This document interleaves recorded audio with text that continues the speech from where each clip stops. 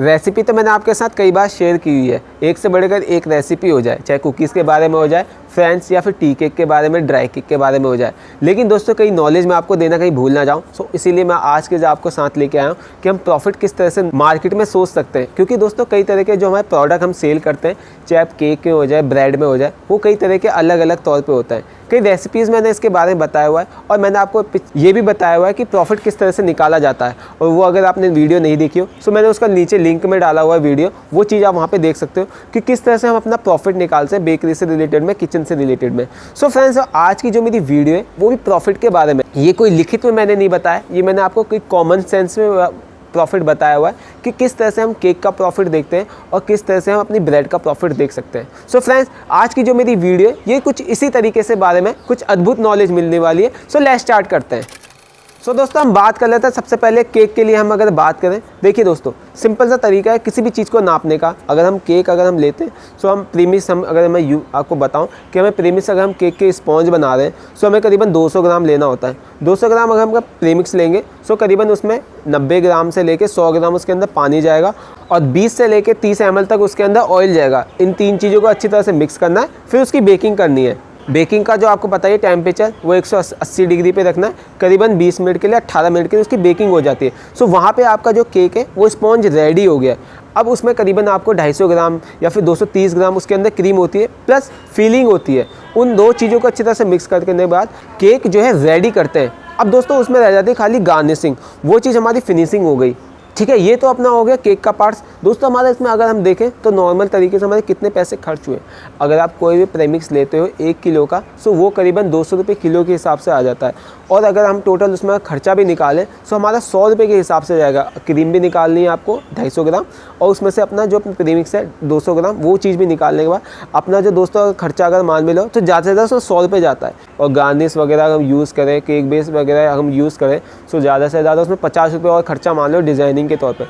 150 से लेके 180 रुपये तक करीबन उसका जो एक आधा किलो केक का दोस्तों प्राइस होता है। जो हम मार्केट लेवल पे अगर हम उस चीज़ को देखें, सो काफ़ी सही रहता है। क्यों सही रहता है? क्योंकि अब जब हम इसे सेल की बातें करते हैं, हम इसे सेल पे ले जाते हैं, सो करीबन हम इसे बेचने में अगर हम देखा जाए तो नॉर्मल हम केक को हाफ़ के जी को करीबन 400 रुपये के हाफ़ के जी, 350 रुपये हाफ़ के जी, इस हिसाब से उस चीज़ को सेल कर सकते हैं। ये मैं लोकल मार्केटिंग तौर पर बता रहा हूँ। अगर आप अच्छे इलाके में हैं, अच्छे आगे जोमेटो स्विगी पे कर रखे हैं, अच्छे आपके पब्लिक है या फिर आपके जो कस्टमर है वो सही है, सो वहाँ पे आपको प्राइसिंग थोड़ा सा ज़्यादा मिल सकता है। मतलब नॉर्मल मैं आपको बता रहा हूँ कि आपने प्रॉफिट आपने कितना करीबन दुगना उससे ले लिया। 200 रुपये अगर आपके लग गए, 180 रुपये के आसपास, 200 रुपये के आसपास लग गए, सो आपने एक आधा किलो का बेचा 400 रुपये का, सो वहाँ पे आपका प्रॉफिट हुआ दुगना। तो यानी कि आपने कमाया कितना, लगाया था आपने 200 रुपये लगाए, 200 उसमें लगाने के बाद आपने उससे 200 रुपये कमा भी लिए। सो फ्रेंड्स, यहाँ पे अपने हो गया प्रॉफिट।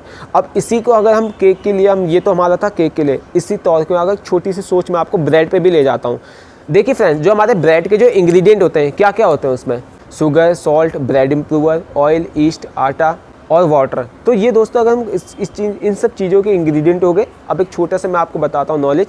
आपने जो 250 ग्राम का आटा लिया, मतलब 40 रुपये किलो के हिसाब से मान लो आटा है, और 250 ग्राम यूज़ कर रहे हो, सो कितना हो गया? करीबन 10 रुपये उसमें से कॉस्ट हो गई। ठीक है, और जो बाकी के जो अपने इंग्रेडिएंट होते हैं, चाहे अपना शुगर, सॉल्ट, ब्रेड इम्प्रूवर, अगर हम इन सब सारी चीज़ों की भी आप कॉस्ट निकालते हो, सो करीबन 15 रुपये इन सब सारी चीज़ों की कॉस्ट होगी।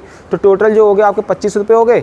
तो आपकी 400 ग्राम की जो ब्रेड होती है उसका जो दोस्तों जो प्राइस होगा, खाली मैं आपको रॉ मटेरियल का बता रहा हूँ, सो उसमें आपके लग गए करीबन 25 रुपये। और जब आपसे सेल्स के लिए बात करते हो, सो वहाँ पे दोस्तों 40 रुपये से लेके 50 रुपये तक एक अच्छी मार्केटिंग तौर पे, एक अच्छी पैकेजिंग के तौर पे आप उसे अर्न कर सकते हो। ऐसा क्यों दोस्तों? कि उसकी जो मार्केटिंग है वो लोग ज़्यादातर ब्रेड का बिज़नेस क्यों नहीं करते? क्योंकि दोस्तों उसमें प्रॉफिट इसलिए कम होता है क्योंकि अगर आप ब्रेड के बिज़नेस में जाते हो, सो अगर आप एक एक चीज़ों को बेक करोगे, सो आपके वहाँ पे जो इलेक्ट्रिसिटी आपको मार देगी। सो वहाँ पे जो है उस चीज़ को ज़्यादातर लोग यूज़ नहीं करते। बिज़नेस की अगर हम बात करें तो लोग ज़्यादातर अपने केक, डेजर्ट, पेस्ट्री, इन सब चीज़ों में सेल करते हैं क्योंकि उनको पता है यहाँ पे बहुत अच्छा रेवेन्यू, काफ़ी अच्छे पैसे इस चीज़ पे अर्न हो जाते हैं। और अगर हम इसी को ब्रेड के तौर पे देखें, सो वहाँ पे इस चीज़ को अर्न उतना नहीं होता है क्योंकि उस चीज़ में दोस्तों हमारी माना कि हमारा जो शुगर, सॉल्ट, ब्रेड इम्प्रूवर, आटा है, उनकी कॉस्टिंग जो है कम है। और ब्रेड की सेल्फ लाइफ भी बहुत अच्छी है, लेकिन वहाँ पे दोस्तों जो इलेक्ट्रिसिटी है उस चीज़ को मार देती है। इसीलिए दोस्तों जो भी अपनी कंपनी होती है, जो भी अपनी ब्रेड जो बेच रही होती है, वो ऐसा करती है, जो भी अपने प्रोडक्ट होते हैं ब्रेड के लिए वो एक साथ सारा बेक करने डालती है। इसीलिए दोस्तों वो रोटेक ओवन का यूज़ करती है, जो काफ़ी के तौर पर बड़े बड़े ट्रे होती है, ओवन होते हैं, चाहे एक बार में 10 से लेके 15 से लेके 20 ट्रे एक साथ डाल सकते हो बेकिंग के लिए। सो वहाँ पे जो है अपनी इलेक्ट्रिसिटी बचती है, क्योंकि हम एक साथ अगर हम प्रोडक्ट डाल रहे हैं सो एक साथ सारे निकल जाते हैं। मान लो आपने 400 ग्राम की ब्रेड डाली, 25 मिनट लगे, 25 मिनट से बेकिंग में लग गए, यानी कि अब एक ब्रेड तो निकली नहीं, एक बार में आपकी करीबन 100 ब्रेडें निकल गई। सो इसीलिए फ्रेंड्स जो मार्केटिंग के तौर पे है ब्रेडों को सेल करने के लिए वहाँ पे उस चीज़ के लिए बल्क क्वांटिटी में यूज़ किया जाता है, जो कि ब्रेडों के तौर पे होता है। और केक के लिए कोई भी शॉपकीपर छोटे स्थान से स्टार्ट कर सकता है।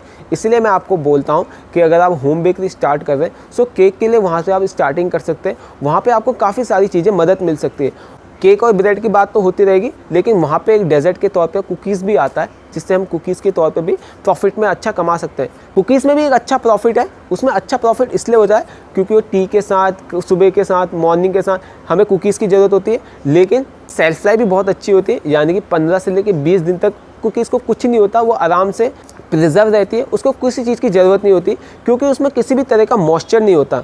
इसीलिए फ्रेंड्स वहाँ पे जो कुकीज़ है उस चीज़ को बेनिफिट मिल जाता है। एक अच्छा लेवल, एक अच्छी मार्केटिंग, एक अच्छा रनिंग में प्रोसेस रहता है, क्योंकि आपको पता ही है, क्योंकि जो हमारे कुकीज़ हो जाए, प्रोडक्ट हो जाए, ये हमारे साथ रनिंग लेवल में रहते हैं, यानी कि ये रनिंग प्रोडक्ट है, इनकी सेल होती रहती है। सो ये कुछ डिफरेंसेस होते हैं जो हमारे केक के लिए अलग लेवल पे माइंडसेट करते हैं कि हम केक का ही बिज़नेस करेंगे, क्योंकि केक में अच्छा प्रॉफिट भी है, और कोई बोलते हैं हम ब्रेड में करेंगे क्योंकि इसकी सेल्फ लाइफ भी अच्छी है और मार्केट में हमारा नाम भी चलना चाहिए, हम मार्केट में लोगों को सेल भी कर सकते हैं, किसी शॉपकीपर को हम सेल करने के लिए दे सकते हैं, उसका प्रॉफिट, उसका मार्जिन उसको दे सकते हैं। तो इसीलिए वहाँ पे दोस्तों ब्रेड के लिए भी सेल रहती है। और ऐसा नहीं है कि आप ब्रेड में प्रॉफिट नहीं कमा सकते। अगर आप शावर्ड ब्रेड बना रहे हैं, रागी ब्रेड बना रहे हैं, फ्लेवर ब्रेड बना रहे हैं, या ऑरिगेनो ब्रेड बना रहे हैं, गार्लिक ब्रेड बना रहे हैं, गार्लिक टोस्ट बना रहे हैं, सो वहाँ पे भी दोस्तों काफ़ी अच्छा प्रॉफिट है। हर चीज़ में दोस्तों प्रॉफिट है, बस वहाँ पे थोड़ी सी सोच बदलने की देर होती है कि वहाँ पे अगर आप किसी भी चीज़ को बना रहे हो सो बल्क क्वांटिटी में लाके आप उस चीज़ को, प्रोडक्ट को बना के सेल करोगे, सो आपका जो प्रॉफिट है वो अच्छा मिल जाता है। जैसे कुछ पफ होते हैं बेकिंग के लिए, क्योंकि जो दोस्तों जो पफ है वो भी एक तरह का रनिंग प्रोडक्ट होता है। कुछ अपने क्रीम रोल टाइप के होते हैं, क्योंकि जो क्रीम रोल है दोस्तों वो भी पफ है, सो वो भी एक रनिंग प्रोडक्ट में होता है। बेकरी भी दोस्तों ऐसा नहीं है कि बेकरी जो है अपने जो रनिंग प्रोडक्ट में नहीं रहती, काफ़ी सारी जो प्रोडक्ट हैं वो भी रनिंग लेवल पर रहते हैं, यानी कि शॉप टू शॉप बिकते रहते हैं वो, इसलिए उन चीज़ों को काफ़ी पसंद किया जाता है। सो ये एक छोटी सी चीज़ थी जो मुझे लगा कि आपको बतानी चाहिए। इसीलिए दोस्तों बेकरी को बोला जाता है ना कभी ख़त्म होने वाला बिज़नेस, यानी कि जो इसका बिज़नेस है वो 12 महीने रहता है, पूरे साल रहता है। आई होप फ्रेंड्स ये छोटी सी नॉलेज जो मैंने आपको दी है आपको पसंद आई होगी। पसंद आई तो वीडियो को लाइक, शेयर, सब्सक्राइब करना मत भूलना। फिर मिलूंगा मैं आपको नई बेकरी की नॉलेज। अभी मुझे दीजिए इजाज़त। जय हिंद।